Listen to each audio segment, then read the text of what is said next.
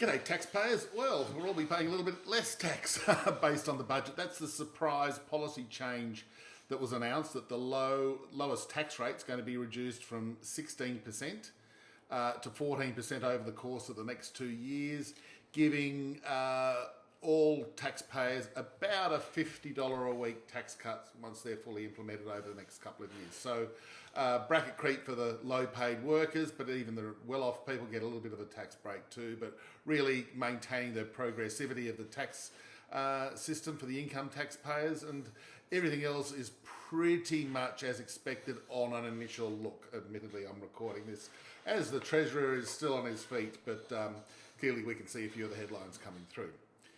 Arguably, more importantly, are the economic forecasts that the Treasurer outlined in the budget papers, because what we are seeing in this budget, and I would certainly prefer to see a budget deficit with low unemployment than a budget surplus with high unemployment, and as soon as more people realise that, the better off economic policy will be in Australia. This obsession with the surplus is embarrassing for those who continue to make it.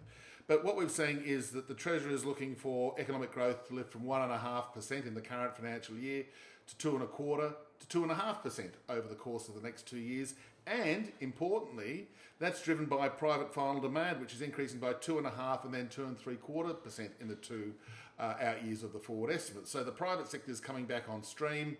That's great news, obviously boosted a little bit by a gentle lift in household consumption, and really importantly, and I think this has been clear for people who've had their eyes open, a big lift in dwelling investment. So we're going to be close to that 1.2 million dwellings over 5 years if these dwelling investment forecasts come to fruition, which I think they will. In fact, I think these are actually quite conservative. Amid all of this, we've got the inflation rate hovering around the midpoint of the target range. No surprises there. We've got the wage price index easing to 3% this year, but then just edging back up to 3.25%. So you're getting real wage increases over the forward estimates too. And again, that's got to be a good thing. And that's just the nominal wages, not counting these tax cuts that I mentioned at the outset.